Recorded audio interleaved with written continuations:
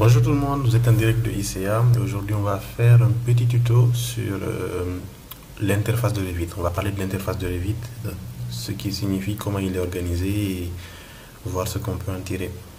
Sans plus tarder, on s'y met. Donc de nos jours, il y a deux interfaces disponibles de Revit. Nous avons l'interface de 2019 totalement à droite et l'interface de 2020 totalement à gauche. Enfin, à droite, on a 2019 et tout ce qui est inférieur jusqu'à 2014, je pense, on a cette interface-là. Donc, on va déjà commencer par cette interface de 2019. On va parler de celle-là et ensuite on va l'adapter sur l'interface de 2020. L'interface de 2019 se propose de cette façon-là. On a une partie avec les projets. On a une partie avec les projets qui se trouve juste là, dans cette zone. Ok. Vers là, c'est les projets. Donc, quand vous définissez un projet, tout ce que vous allez définir, tous les projets que vous allez dessiner vont se retrouver là, les 4 derniers. Évidemment, si vous faites un cinquième, le dernier là, il va disparaître. Il ne va pas se mettre dans la zone de raccourci là.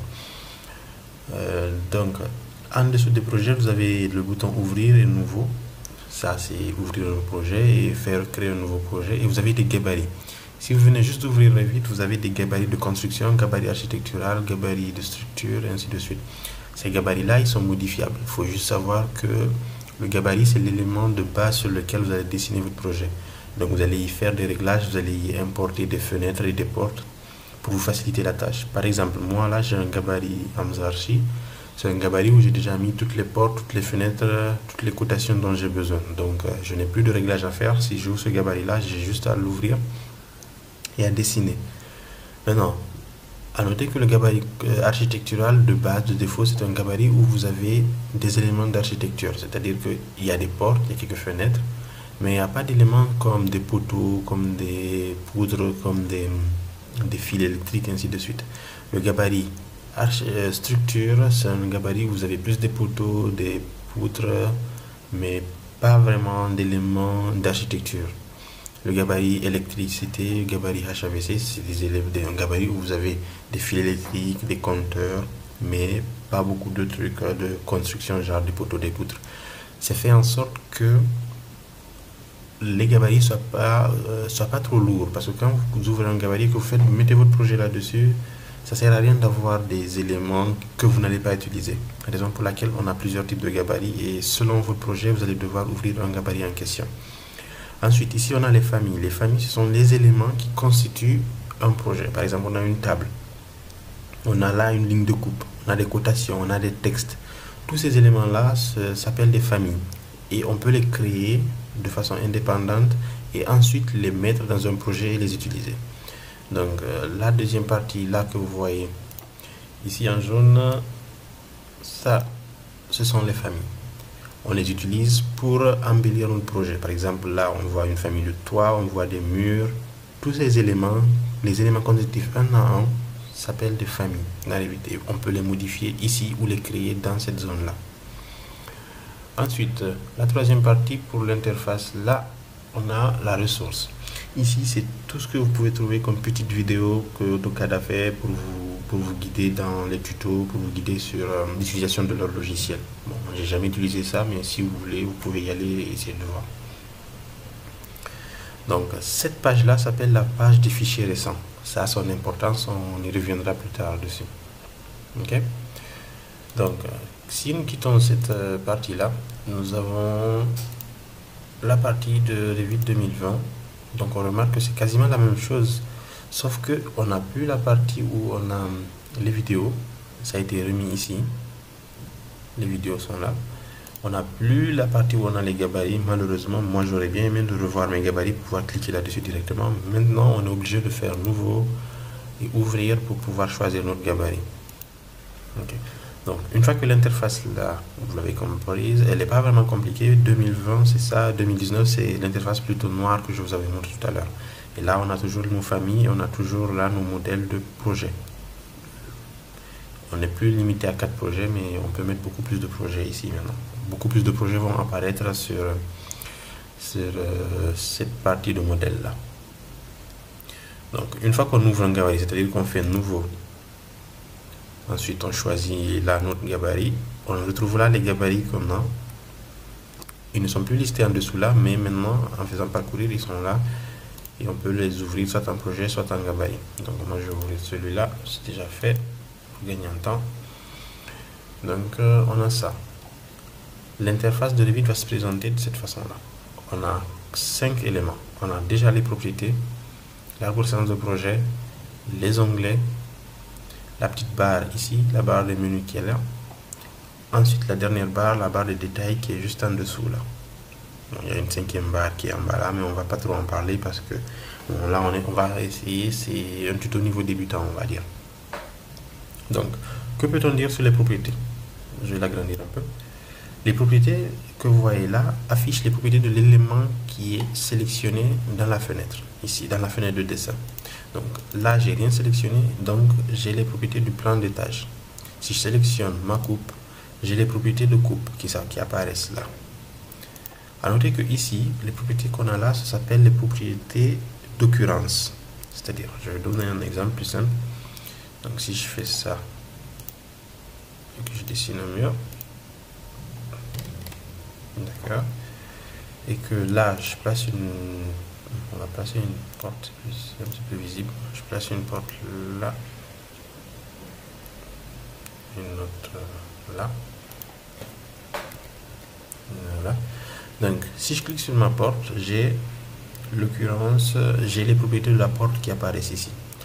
Les propriétés d'occurrence, ce sont les propriétés sur lesquelles on peut jouer directement, mais elles ne vont concerner que un seul des éléments qu'il y a là. C'est-à-dire, je vais passer ma coupe par là. Attendez, je vais vous montrer. Disons que là, voilà, on a nos deux portes.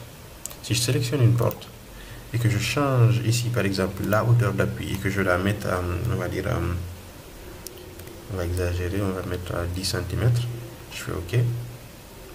C'est seulement cette porte-là qui va monter. Ça, c'est parce que je suis dans les propriétés d'occurrence. C'est seulement la porte sélectionnée qui va changer. La même chose que pour les murs. Si je sélectionne un mur et que je lui dise, par exemple, décalage inférieur, que je lui mette, comment dire, on va dire moins 20 cm, que je mette OK, le mur va commencer à 20 cm plus bas. Bon, là, on ne le voit pas à cause de la terre, mais l'idée, c'est ça, en fait. C'est que ici, on peut changer les éléments de l'objet sélectionné individuellement. Ce sont les propriétés d'occurrence. Juste à côté là, vous avez le modifier de type. Ça, ce sont les propriétés de type. Il faut retenir qu'il y a les deux façons. Il y a les propriétés ici, et ensuite, il y a la deuxième type de propriété qui est là. Les propriétés de type. Ici, on peut changer un élément, mais si on le change, c'est tous les éléments de cette famille-là qui vont changer. Donc, par exemple, si je mets la largeur ici, que je la mette à 300, de façon exagérée, je fais appliquer. C'est toutes les portes qui vont s'agrandir et être à 300. Si je mets par exemple, on va dire une hauteur de 400, c'est exagéré, mais c'est juste pour que vous puissiez voir. Donc, toutes les portes vont monter à 400. Ça, c'est les propriétés de type à retenir.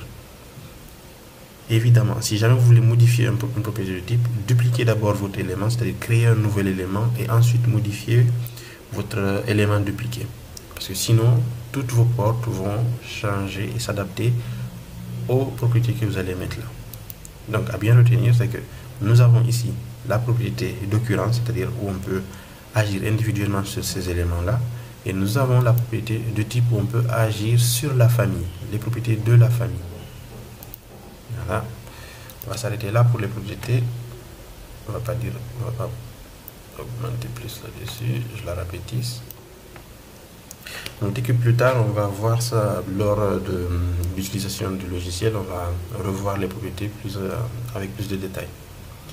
Donc, totalement à droite, vous avez l'arborescence de projet. L'arborescence de projet, c'est quoi? C'est la manière dont vous pouvez voir en fait votre projet. C'est l'ensemble de toutes les vues, toutes les familles qu'il y a pour vous permettre de documenter votre projet.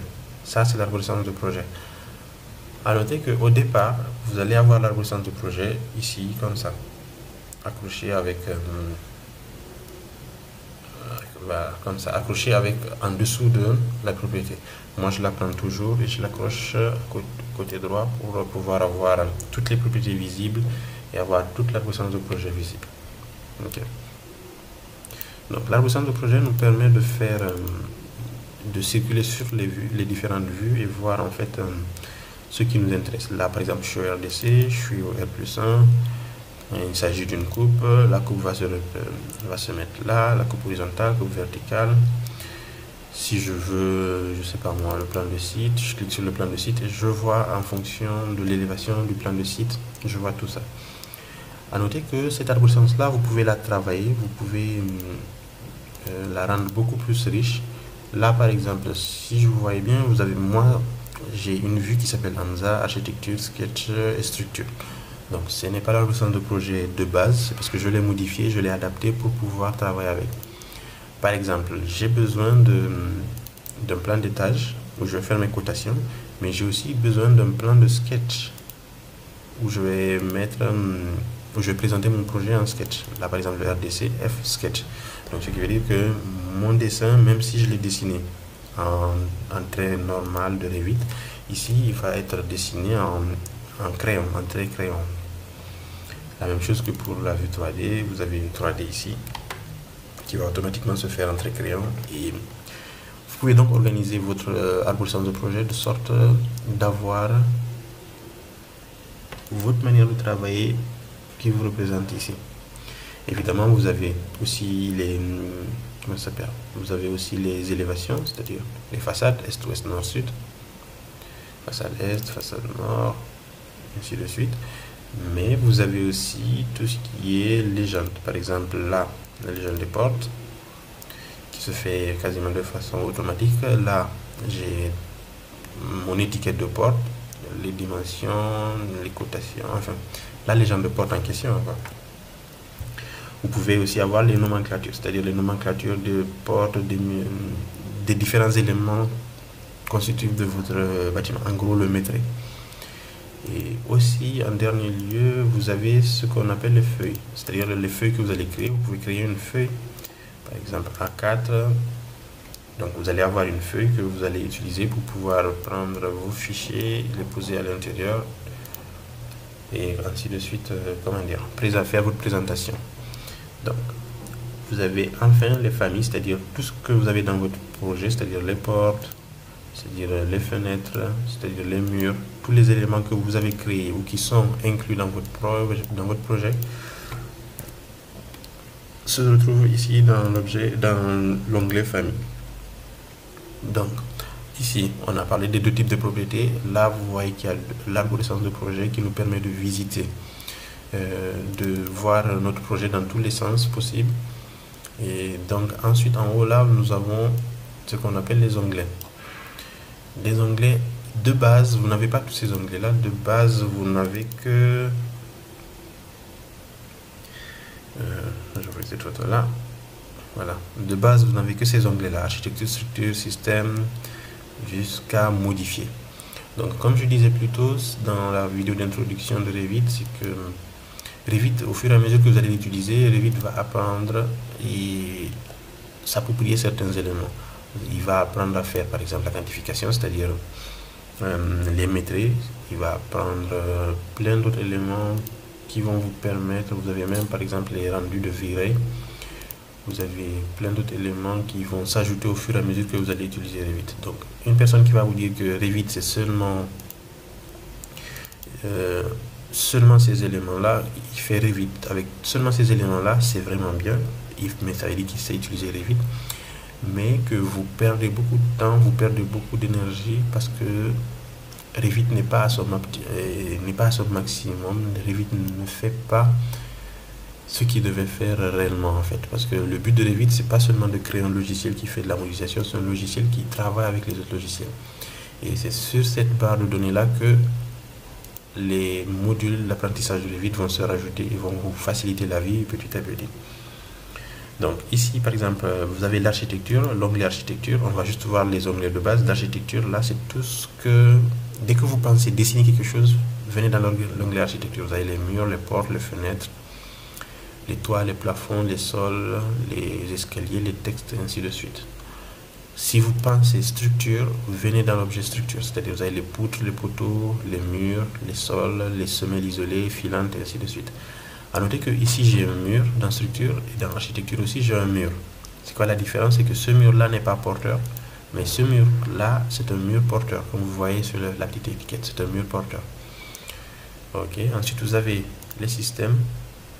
Ça c'est tout ce qui est HVAC, c'est-à-dire gaine, ventilation, bouche d'aération. Vous avez aussi les plomberies ici. La plomberie, c'est tout ce qui est canalisation, appareil sanitaire, sprinkler. Vous avez l'électricité, l'électrique, c'est-à-dire tout ce qui est appareil électrique, sécurité téléphone, luminaire. Vous avez ça dans l'onglet système. Donc, le plus important, c'est que vous devez savoir, c'est que vous voulez modéliser quelque chose en architecture, vous venez là, onglet architecture. Vous voulez faire des trucs qui sont structurels, qui seront utilisés dans les logiciels comme robot structure. Là, c'est bon. Système, on a vu. Insérer, c'est la partie qui va vous permettre de mettre en lien votre projet Revit avec d'autres projets. Vous avez la partie liée, Revit, liée un IFC, liée un CAO, liée une topographie, ou importer un CAO, ainsi de suite. Importer un PDF. Importer un PDF, c'est-à-dire que si vous avez un PDF, vous l'importez là, il deviendra, le Revit va le transcrire en trait, plus en PDF, mais en document DWG utilisable.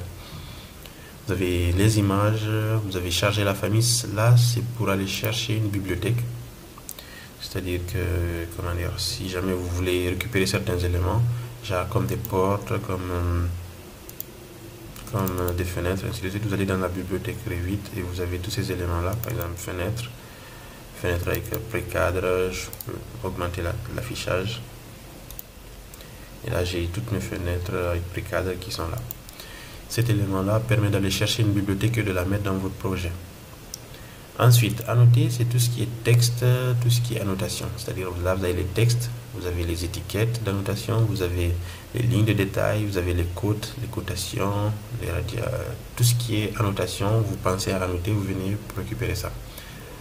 Analyser, c'est tout ce qui est calcul de structure, tout ce qui est mise en place des charges, tout ce qui est cohérence cohérence du modèle structurel avec les nœuds. Là, vous avez l'étude solaire, vous avez plein d'autres choses, l'optimisation d'énergie, vous avez le transfert de votre modèle structure vers Autodesk Robot Structure. Et cette partie-là, analyse-là, vous permet réellement de faire tout ce qui est calcul. Donc, volume et site, c'est la topographie et aussi les volumes créés sur place. Les volumes créés sur place, c'est-à-dire que, par exemple, on regarde le système rideau là, vous avez une face qui est bizarre que vous n'avez pas, que vous ne pouvez pas dessiner manuellement comme ça. Vous la prenez et vous la transformez par exemple en vitre. Vous avez une face comme ça, vous la transformez en utilisant la commande toit pour la transformer en toit. Ou une face qui n'est pas vraiment régulière, forme, vous la transformez en mur. Ça vous permet de faire certaines formes, les transformer en mur qu'on ne peut pas dessiner automatiquement en mur, c'est-à-dire avec un trait ou une ligne. Et la même chose pour les sols, on peut transformer certains éléments en sol. Donc, collaborer, c'est tout ce qui est BIM, tout ce qui est liaison entre fichiers de travail entre plusieurs corps de métier du génie civil ou de l'architecture. Donc, ça vous permet de mettre un fichier central, de le lier avec d'autres, de travailler dessus, d'envoyer des notifications, de recevoir des notifications et d'adapter votre fichier. Vu, c'est tout ce qui est possible au niveau de la visibilité de votre projet. Vous avez les coupes, par exemple, comme celles qui sont là. Vous avez les repères qui font des éléments de détail. Vous avez des vues en plan, des élévations. Vous avez la vue 3D. Et juste en bas de la vue 3D, vous avez la vue caméra et la visite virtuelle, par exemple. La vue caméra, ça vous fait un élément comme ça. Vous placez votre caméra. Vous cliquez et vous voyez, en fait, c'est une vue en perspective en quelque sorte qui va apparaître. Donc là, en vue, vous avez toujours les rendus dans le cloud. Vous avez les gabarits de vue et la visibilité graphique. A noter que ici, on a la visibilité graphique. Ça, c'est très important à savoir parce que je reviens là. La visibilité graphique, ici, c'est, comment dire, c'est les calques sur Revit. Quand vous faites un dessin sur AutoCAD, vous créez un calque et vous les classez. Ici, Revit reconnaît tous les éléments que vous êtes en train de dessiner et les classe automatiquement dans un calque. Par exemple, le calque escalier, le calque espace, fenêtre, fil, fondation. Tous les éléments sont classés indépendamment. Si vous décochez l'élément, évidemment, le calque si vous décochez l'élément, évidemment, l'élément disparaît sur, comment dire, sur votre projet. Là, j'ai les mes calques pour ne pas faire de bêtises. Donc, ensuite, ici, tout au fond, à partir de vues, tout au bout, vous avez les vues en onglet, les vues en mosaïque. C'est-à-dire que si vous avez plusieurs vues, vous pouvez mettre votre plan en mosaïque et ensuite travailler sur plusieurs, en ayant la visibilité sur plusieurs plans. Donc, je ferme ça, et je ferme ça. Dernier point sur vue, vous avez l'interface utilisateur. Cette interface-là, il est très important parce que des fois, vous vous retrouvez, enfin, j'ai plusieurs cas où mes étudiants effacent les propriétés et la vue d'arborescence de projet sans le savoir. Et là, on ne peut plus dessiner si on a fait ces deux-là. Donc, pour les ramener, il faut venir dans vue, interface utilisateur, cocher propriété et arborescence de projet pour que ces deux éléments apparaissent. Donc, c'est très important de connaître ça parce que souvent, enfin, il peut arriver que vous fassiez disparaître ces deux éléments-là, et sans ces deux éléments-là, c'est un peu compliqué à dessiner sur Revit. Ensuite, vous avez l'onglet Gérer, ça c'est tout ce qui est réglage, c'est-à-dire emplacement de projet. Vous pouvez cliquer pour trouver là où vous devez placer votre projet, c'est-à-dire que vous avez une latitude et une longitude.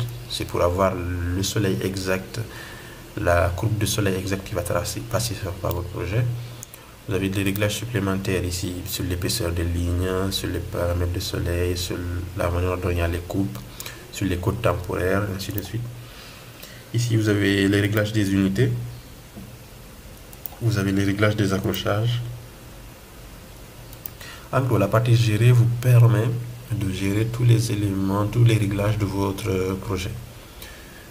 Et vous avez aussi la gestion des liens qui vous permet de gérer les liens importés dans votre projet ou bien les fichiers importés dans votre projet Revit. Et ici, totalement à gauche, vous avez Dynamo qui est une programmation visuelle. C'est-à-dire que vous pouvez faire des codes sur Revit, écrire des lignes de code sur Revit et Dynamo va les exécuter en fait. Donc ça, c'est beaucoup plus avancé. On verra ça plus tard. Niveau complément, c'est des éléments qui viennent compléter en fait votre Revit. C'est des choses que vous ajoutez sur Revit et qui vont améliorer votre Revit. Donc, on reviendra plus tard là-dessus. Et le dernier point, c'est modifier. L'onglet modifier. Cet onglet-là, normalement, vous l'avez juste là. L'onglet modifier, c'est vous permet de faire les tâches de base sur Revit. C'est-à-dire que vous pouvez aligner des objets. On va dire, par exemple, aligner cette coupe-là à ce mur-là. Enfin, aligner plutôt le mur à cette coupe-là. Et vous avez les objets comme le décalage. C'est-à-dire que vous pouvez prendre, en mettant un décalage là, vous pouvez décaler votre mur. Exactement comme sur AutoCAD, vous avez les onglets comme le miroir, c'est-à-dire vous pouvez sélectionner ces éléments-là, choisir un miroir. Hop, là j'ai pris dessiner. Bon, vous pouvez sélectionner un élément, cliquer sur l'outil miroir et ensuite vous pouvez dessiner votre miroir pour que cet élément-là soit miroité de l'autre côté.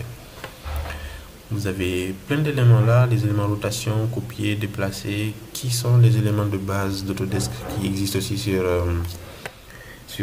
AutoCAD. Donc on ne va pas trop en parler vu qu'on je vous présente juste les onglets. Il faut savoir que l'onglet modifier, c'est l'onglet où vous pouvez venir changer certains éléments, changer plein de choses. Vous avez les propriétés ici, copier les propriétés, par exemple une porte, on peut copier les propriétés d'une porte et l'appliquer à une autre porte. Ainsi de suite, on peut copier tout un niveau et le coller sur autre chose, par exemple faire un copier là par exemple et venir le coller sur un autre niveau, par exemple coller sur ces deux niveaux là, on va dire ça et ça, et faire OK. Ce que j'ai copié là vont aller se mettre sur ces autres niveaux là, comme ça. Donc l'onglet modifier, c'est le dernier onglet sur lequel il y avait une présentation à faire. Donc ensuite, juste en dessous là, nous avons cet onglet en vert que vous voyez là. Cet onglet en vert là que vous voyez là, c'est un onglet qui vous permet de faire les modifications. Prenons par exemple la création d'un mur. Si je veux créer un mur, il y a des propriétés qui apparaissent là. Mon mur, je vais le mettre suivant la hauteur, suivant la hauteur ou la profondeur, c'est-à-dire qu'il aille vers le bas ou vers le haut. Si je veux, je peux changer la contrainte ou bien lui demander d'aller jusqu'à un certain niveau, ainsi de suite. Ça, en vert là, vous permet de faire les premiers réglages avant de faire votre dessin. Cette barre là n'apparaîtra que lorsque vous sélectionnerez certaines commandes et que vous serez prêt à faire une modélisation ou un dessin. Et ensuite, vous avez là la dernière barre. Ça, c'est la barre qui vous permettra de faire, de mettre vos dessins à l'échelle que vous voulez, l'échelle des centièmes, l'échelle centième, de mettre des détails ou bien de mettre des lignes en noir et blanc, mettre du réalisme ou bien des détails faibles, ainsi de suite. Vous avez aussi la partie là, des petites lunettes qui vous permettent de masquer certains éléments. Par exemple, je sélectionne ça, je clique sur les lunettes et je fais masquer l'élément. L'élément existe toujours, mais il est masqué. Donc là, c'est plus pour un côté visuel. Cette barre là, c'est plus pour un côté visuel qui va vous permettre de gérer votre dessin, gérer votre plan. Ensuite, le dernier point que je vais vous montrer, c'est quand vous venez dans Fichier et vous venez dans Options. Ici, vous avez la dernière interface de Revit où vous pouvez faire vos réglages. Vous avez l'interface utilisateur, vous pouvez cocher, changer le clair, le teint, c'est-à-dire le rendre un peu plus sombre ou bien laisser le teint clair. Graphique, c'est-à-dire la sélection est en bleu, on peut changer la couleur de la sélection, mettre par exemple du violet. Si on sélectionne un élément, il sera en violet. On a les autres petits réglages, genre comme le matériel, les emplacements de fichiers, les rendus. Les rendus, ça vous permet de... En fait, c'est des dossiers où vous allez mettre vos textures. Donc, quand Revit va faire les calculs de rendu, il va fouiller dans ces dossiers-là pour trouver les textures qui correspondent. Donc, si vous avez un dossier où vous avez téléchargé des textures sur Google, des textures de haute qualité, vous allez faire un plus, aller chercher votre dossier et ensuite le mettre ici. J'en ai pas, j'ai déjà mis ces deux-là, donc c'est bon. Et pour le reste, c'est pas vraiment important pour l'instant. On reverra ça plus tard au fur et à mesure qu'on va faire nos tutos et avancer dans la formation. Hop. Pour l'instant, j'espère que vous avez compris la différence entre les propriétés d'occurrence et de type, l'importance de l'arborescence de projet, la mise en place des onglets qui sont là et la barre qu'il y a en bas. Donc pour aujourd'hui on va s'arrêter là. J'espère que vous avez appris des choses, que vous comprenez comment est-ce que Revit se présente, et je vous dis bonne soirée et à plus tard.